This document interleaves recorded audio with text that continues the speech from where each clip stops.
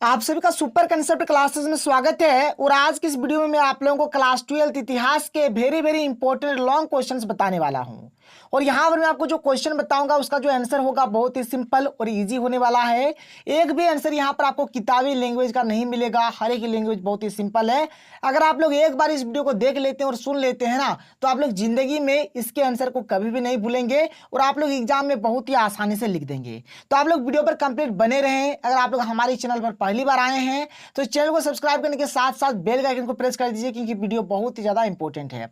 तो चलिए शुरू करते हैं और एक एक करके हर एक क्वेश्चन के आंसर को देखेंगे। तो देखिए यहाँ पर हमारे पास जो ये सब जो क्वेश्चन था, ये सब का आंसर मैंने आपको पहले ही बता दिया है। जैसे कि संविधान का निर्माण करते समय संविधान सभा के सामने कौन कौन सी चुनौतियां थी। देखिए आपको डिस्क्रिप्शन बॉक्स में एक लिंक मिल जाएगा जहां पर कंप्लीट इतिहास का जो जो इंपॉर्टेंट क्वेश्चन है हर एक का यहाँ पर एक प्लेलिस्ट बना हुआ है, वहां पर जाकर आप लोग देख सकते हैं। यहाँ पर देखिए ये वाला जो प्रश्न है इसका मैंने आंसर बता दिया था। एक्चुअल में उस वीडियो में मैंने आपको 3 क्वेश्चन का उत्तर बताया था। शायद आप लोगों ने वीडियो देखा होगा। अगर आपने नहीं देखा तो कोई दिक्कत नहीं है, डिस्क्रिप्शन बॉक्स में जाइए, वहां पर कंप्लीट प्लेलिस्ट का लिंक बना हुआ है जहां पर आपको इतिहास का पूरी इंपॉर्टेंट क्वेश्चन जो जो है हर एक चीज वहां पर दिया गया है। तो ये प्रश्न मैंने आपको बता दिया था, इसलिए यहां पर मैं आपको नहीं बताने वाला हूं। और देखिए यहां पर आगे आगे देखिए यहाँ पर ये वाला जो प्रश्न है कि भारतीय संविधान के प्रमुख विशेषताओं पर प्रकाश डाले, ये भी मैंने आपको बता दिया था, इसलिए इसको भी यहाँ पर हम लोग डिस्कस नहीं करेंगे। और देखिए यहाँ पर ये जो थर्ड वाला क्वेश्चन था ये भी मैंने आप लोगों को बता दिया था कि जो हमारा प्रारूप समिति था ना, प्रारूप समिति के जो अध्यक्ष थे डॉक्टर भीमराव अम्बेडकर, उनका संविधान सभा में जब संविधान बन रहा था उसमें क्या योगदान था, क्या भूमिका था, इसके बारे में मैंने आपको बता दिया था। तो यहाँ पर इसको डिस्कस नहीं करते हैं। इसके बाद जो हमारा प्रश्न है आगे हम लोग डिस्कस करेंगे। तो अगर आपने हमारा पिछला वीडियो नहीं देखा तो जरूर से जरूर देखिए। और यहां पर ये जो प्रश्न है बहुत ही इंपॉर्टेंट है, बहुत ही शानदार है, जानदार है।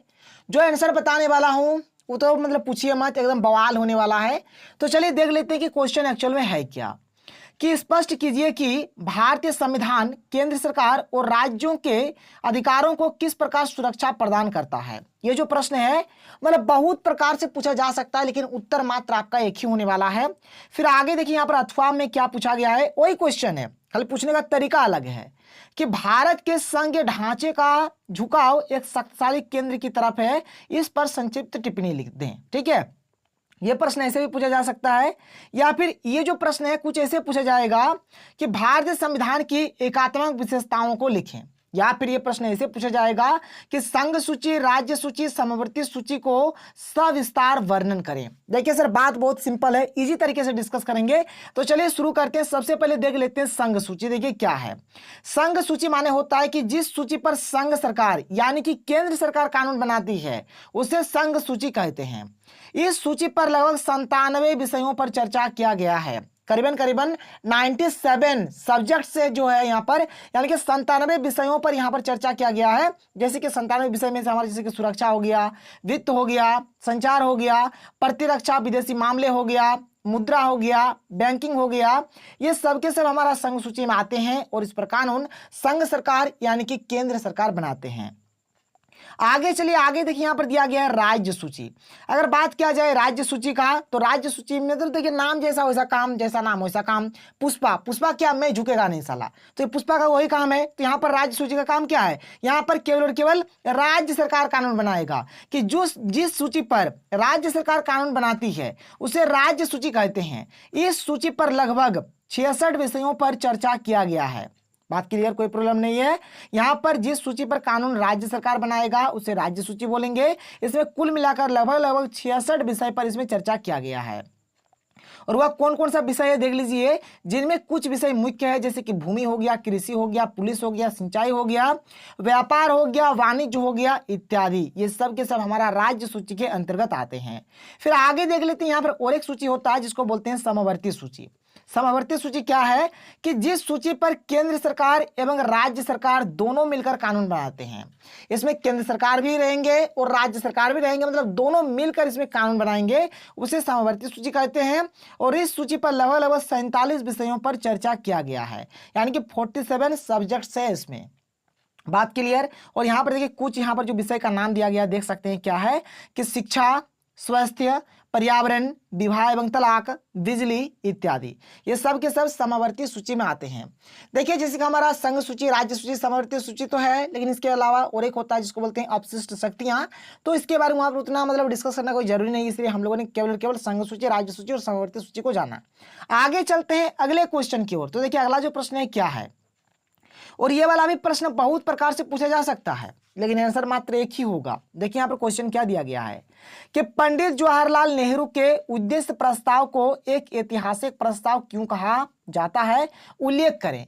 यानी यहाँ पर हमें उद्देश्य प्रस्ताव के बारे में बताना है। जैसे कि मैं आपको बार बार शुरू से समझा रहा हूं कि हमारा जो देश है, देश में जो संविधान जो हमारा बनना शुरू हुआ था, उसका जो पहला बैठक हुआ था 9 दिसंबर 1946 को हुआ था। ठीक है, 9 दिसंबर 1946 को जो हमारा पहला बैठक हुआ था, इस बैठक के जो अस्थायी अध्यक्ष थे डॉक्टर सच्चिदानंद सिन्हा थे।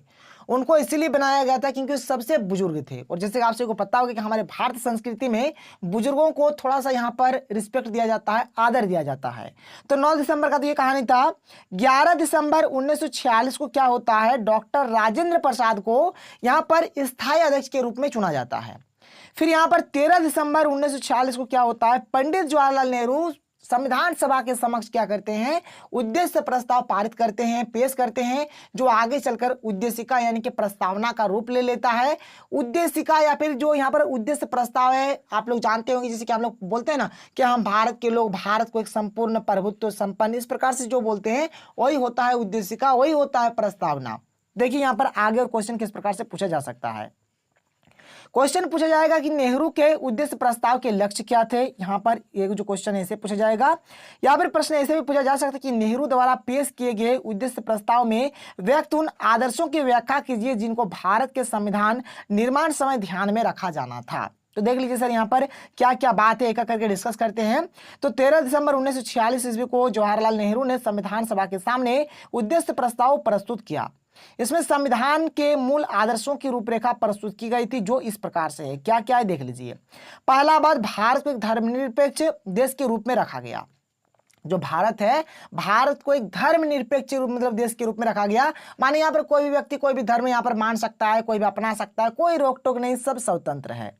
फिर आगे यहाँ पर देख लीजिए, आगे यहाँ पर और क्या दिया गया है पॉइंट नंबर 2 में कि नागरिकों को न्याय, समानता एवं स्वतंत्रता का आश्वासन दिया गया। नागरिकों को न्याय यानी सभी के साथ न्याय होगा, समानता सभी को एक नजर से देखा जाएगा, चाहे कोई भी जाति के हो, कोई भी धर्म के हो, छोटे बड़े अमीर गरीब सबको एक नजर से देखा जाएगा। स्वतंत्रता, सब कोई स्वतंत्र है अपने अपने जगह पर, कोई आदमी कुछ भी कर सकता है, कुछ भी माने किसी को ठोक नहीं देना है जाके, ठीक है, कुछ भी माने मतलब जैसे कि यहाँ पर छूट दिया गया, ये बात है यहाँ पर। आगे क्या है देखिए, पॉइंट नंबर 3, यह वचन दिया गया था कि अल्पसंख्यकों, दलितों, आदिवासियों एवं पिछड़े वर्गों के लोगों के लिए विशेष व्यवस्था की जाएगी। मतलब वचन दिया गया, कसम खा लिया, ठीक है, मतलब एक्चुअल में वचन होने कसम होता है। तो यहाँ पर वचन दिया गया था कि जो अल्पसंख्यक है, जो दलित है, जो आदिवासी है, जो पिछड़े वर्ग के जो लोग हैं, उन लोगों के लिए विशेष व्यवस्था की जाएगी। और बाद में आरक्षण दिया गया ना। आगे चलिए, पॉइंट नंबर 4 यहाँ पर क्या है, एक्चुअली पॉइंट नंबर 4 नहीं होना चाहिए यहाँ पर, तो 1 2 3, हाँ चलिए जो भी है पॉइंट जो भी होगा आप लोग देख लीजिएगा, पॉइंट से लेना देना नहीं है, बात को समझिए। अगला पॉइंट यहाँ पर क्या है देखिए कि नेहरू ने अपने भाषण में भारतीय संघर्ष की तुलना अमेरिका और फ्रांस की क्रांति से की। फिर आगे क्या देखिए, ये जो पॉइंट है उतना ठीक नहीं है, मतलब गलत नहीं है, सही है, लेकिन आप शायद याद नहीं रख पाएंगे। जो याद रख पाएंगे उसको याद रखिए। भारत संघ की संपूर्ण शक्ति जनता में निहित होगी। देखिए भारत का जो कंप्लीट जो पावर है ना, किसमें निहित है, तो जनता में। भारत के जो जनता है उन्हीं में संपूर्ण शक्ति, कंप्लीट पावर उसी पर डिपेंड करता है। अगर जनता है तो सब कुछ, अगर जनता नहीं है तो कुछ भी नहीं है। फिर आगे क्या देखिए, अगला पॉइंट क्या है कि नेहरू ने किसी विशेष प्रकार के लोकतंत्र को अपनाने का विरोध किया। मतलब यहाँ पर बोला कि कोई मतलब विशेष प्रकार का लोकतंत्र मत अपनाओ, जो है रहने दो, सभी के लिए समान समान प्रकार का कानून व्यवस्था वगैरह हर एक चीज होना चाहिए। भारत विश्व शांति तथा मानव कल्याण के लिए हमेशा योगदान करेगा। उसमें साफ साफ बोला गया है जो भारत देश है वह विश्व का शांति के लिए आगे आएगा, सबका कल्याण करेगा, मानव कल्याण करेगा। अगला पॉइंट क्या कहता है देख लीजिए कि भारत देशी रियासतों तथा ब्रिटिश भारत का एक संघ होगा। ये जो भारत होगा ना वो देशी रियासत, देखिए पहले देशी रियासत भी था, ब्रिटिश भारत भी था। ब्रिटिश भारत माने क्या हो गया, जहां पर अंग्रेज शासन करते थे उसको ब्रिटिश भारत बोलेंगे। देसी रियासत माने क्या हो गया, जहां पर राजा महाराजा शासन करते थे उसको देसी रियासत बोलेंगे। तो भारत क्या होगा, जो भारत बनेगा वो देसी रियासत का और ब्रिटिश भारत का एक संघ होगा, मतलब दोनों को मिलकर ये बनने वाला है। भारत के सभी लोगों को बिना किसी भेदभाव के आर्थिक तथा राजनीतिक न्याय का आश्वासन दिया गया। भारत के जो भी लोग हैं, चाहे किसी भी जाति के हो, किसी भी धर्म के हो, किसी भी समुदाय के हो, काले हो, गोरे हो, छोटे हो, बड़े हो, अमीर हो, गरीब हो, कुछ भी हो, यहां पर क्या होगा, सबके साथ न्याय किया जाएगा। सबके साथ न्याय, सबको एक समान नजरिए से देखा जाएगा, कोई छोटा बड़ा यहां पर कुछ भी नहीं है। आगे चलिए अगला जो पॉइंट देख लीजिए क्या है, कि कानून के समक्ष समानता, अवसर की समता, भाषण, अभिव्यक्ति, विश्वास तथा कर्म की स्वतंत्रता प्राप्त होगी। बात क्लियर। कर्म की जगह पे आप धर्म भी लिख सकते हैं, कोई प्रॉब्लम नहीं है। तो यहाँ पर इस प्रकार से स्वतंत्रता वगैरह दिया गया, जो कि उद्देश्य प्रस्ताव में साफ साफ है। देखिए यहाँ पर मैंने आपको 9 प्लस यानी कि 9, 10, 11 पॉइंट यहाँ पर बता दिया।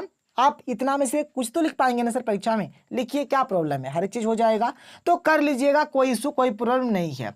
आगे चलते हैं, अगला क्वेश्चन देख लेते हैं क्या है, और ये हमारा आज के वीडियो का लास्ट क्वेश्चन है, देख लीजिए, फिर आगे हम लोग और डिस्कस करेंगे। आगे क्वेश्चन क्या है कि भारतीय संविधान सभा ने भाषा विवाद को कैसे हल किया। जो भाषा के ऊपर जो विवाद हो रहा था, एक्चुअली में भाषा विवाद यही था। देखिए मतलब जैसे कि अभी हमारा जो देश का जो राष्ट्रभाषा है क्या है, हिंदी है। तो बहुत सारे लोग हिंदी के विरोध में थे, बहुत सारे लोग हिंदी को चाहते थे कि नहीं भाई हिंदी ही हमारा राष्ट्रभाषा होना चाहिए।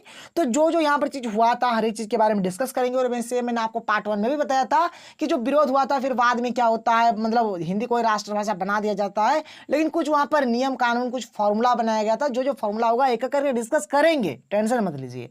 ये जो अगला प्रश्न होगा कुछ इस प्रकार से पूछा जा सकता है कि संविधान सभा ने भाषा विवाद को हल करने के लिए क्या रास्ता निकाला। ये प्रश्न और ये प्रश्न, देखिए प्रश्न दोनों एक ही है, उत्तर इसका एक ही होगा। एक्चुअली में देखने में प्रश्न 2 ठो है, लेकिन यहाँ उसका माने एक ही हुआ। चलिए आगे चलते हैं। इसका देखिए यहाँ पर इसका एक्चुअल में उत्तर क्या होने वाला है। भारत में अलग अलग राज्यों में अलग अलग भाषाएं बोली जाती है। जैसे संविधान सभा में भाषा को लेकर कई महीनों तक वाद विवाद हुआ और कई बार तानातानी भी पैदा हो गई। जाहिर सी बात है, हर एक राज्य क्या सोचेगा कि हमारे राज्य का जो भाषा है वही हमारा पूरी देश का राष्ट्रभाषा होना चाहिए, सब कोई सोचेगा सर, जाहिर सी बात है।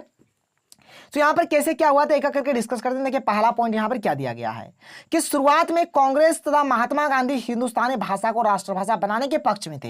हिंदुस्तानी एक भाषा होता है, ठीक है, तो उसको राष्ट्रभाषा बनाने के पक्ष में थे।